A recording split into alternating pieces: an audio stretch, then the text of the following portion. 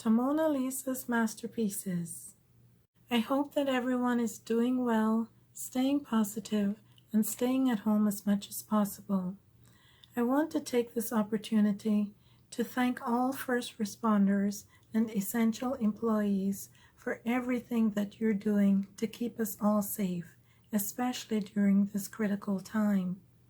Here in Texas, we are now in phase 1 of 3 phases to reopen the state.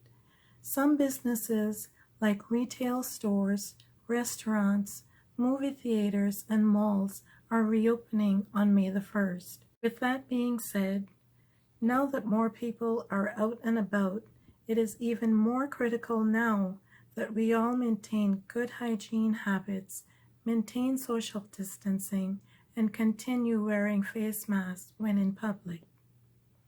As requested by one of my subscribers, last week I shared a tutorial for a DIY face mask. I had actually made 2 different types of face masks, but I ran out of time to edit the second segment in time to upload the video.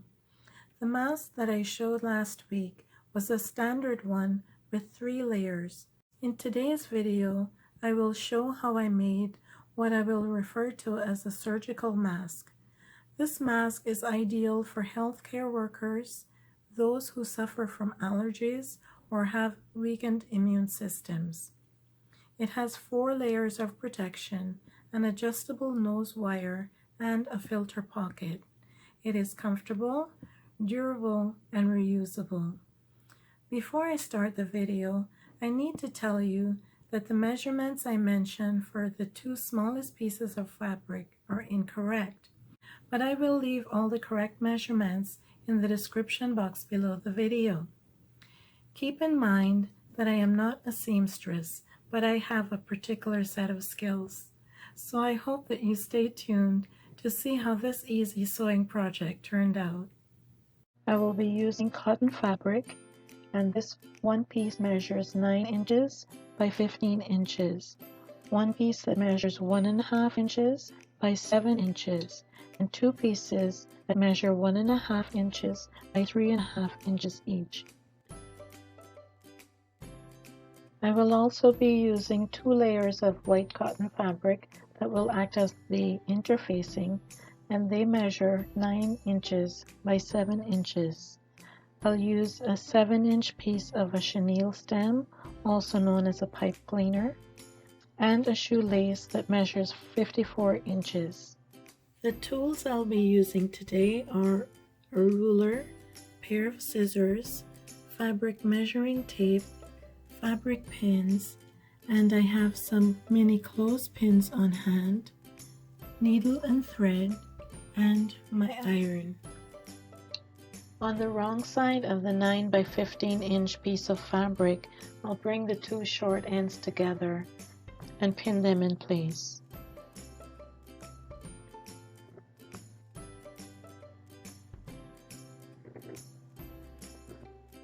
Then I'll use the measuring tape to determine where to place additional pins to leave a 3-inch opening.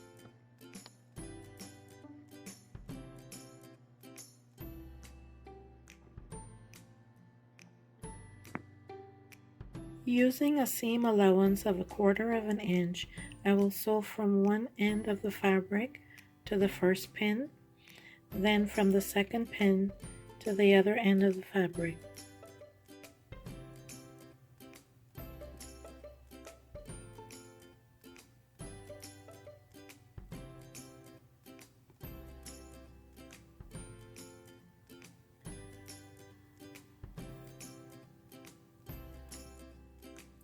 Then I'll backstitch at the end.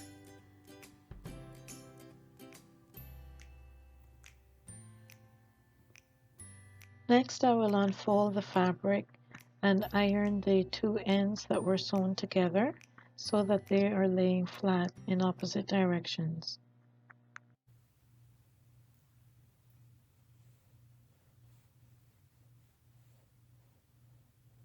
Then I'll stitch both edges of the opening.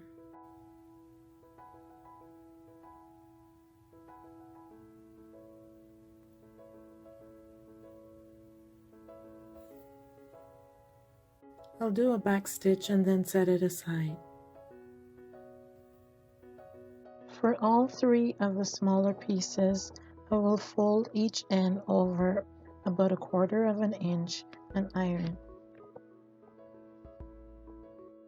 And I'll fold the piece in half lengthways and iron again.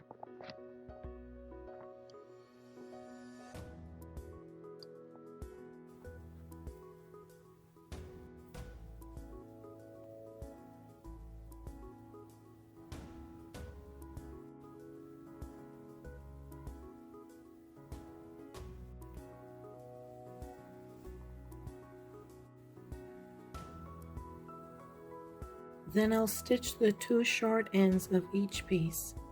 And I'll set the 2 smallest pieces aside for a future step. Making sure that the small piece of fabric is in the center and that the pipe cleaner is at the bottom of that small piece, I'll pin the fabric together at the top.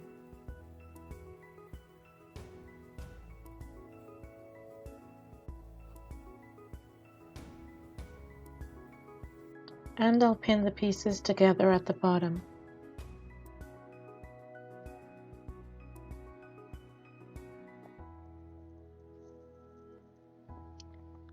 Then I'll stitch across the top and the bottom.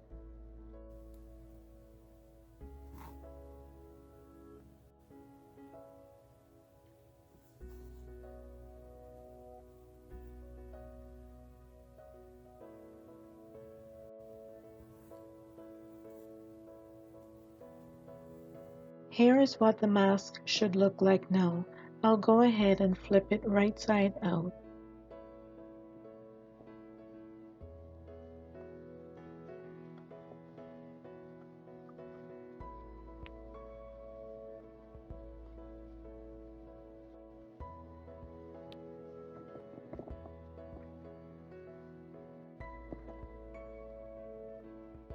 I pinned a sticky note to the top of the fabric to remind me where the nose wire is.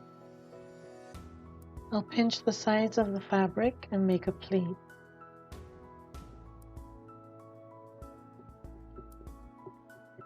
And I'll pin that in place.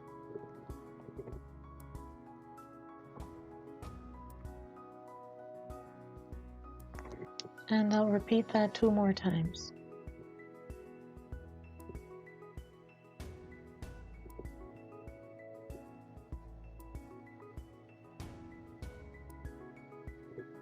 And the sides should measure approximately 3 inches.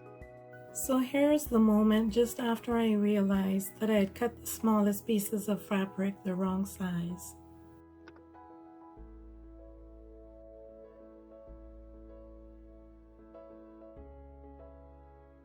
I'll flip the mask over,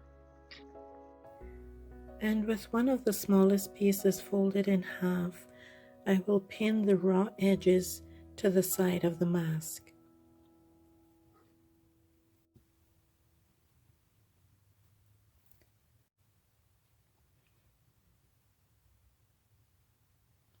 I'll do the same for the other side and then stitch both sides.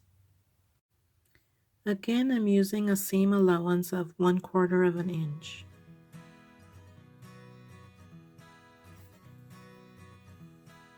Here's what the inside of the mask should look like now.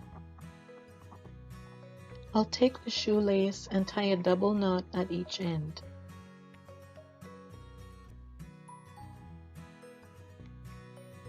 Then I'll place the loop at the bottom of the mask and put the lace on either side with the ends toward the top. Then the piece that I attached to the side of the mask, I will bring that toward the front and pin that in place.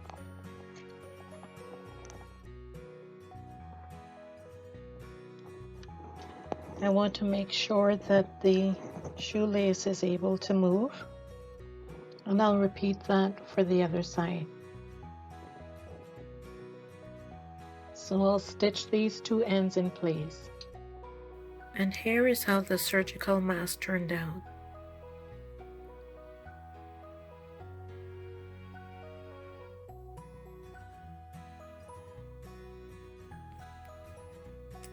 Here is where the adjustable nose wire is.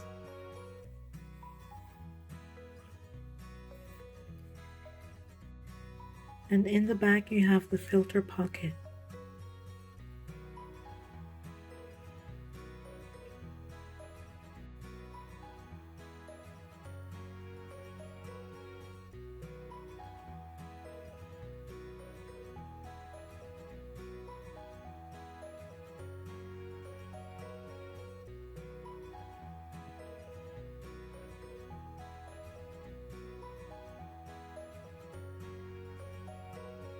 So friends, I hope that this video was helpful and that it inspired you to make a few masks of your own. And in case you missed last week's video, I will leave the link in the description box below, along with the measurements and a list of all the supplies that I used. Remember to check with your healthcare facility regarding their supply needs so that you can take this opportunity to help keep everyone safe. Again, please keep in mind that due to the risk of suffocation, the CDC does not recommend using masks on children under 2 years old. They recommend putting a blanket over the baby carrier and not directly on the baby's face. Thank you to those of you who have already subscribed to Mona Lisa's Masterpieces. If you haven't done so yet, please consider subscribing. It is absolutely free. Hit the like button and leave a comment below.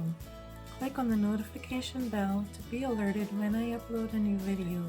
And remember to share this video with your family and friends. Be safe, be healthy, be kind, and be a blessing to someone.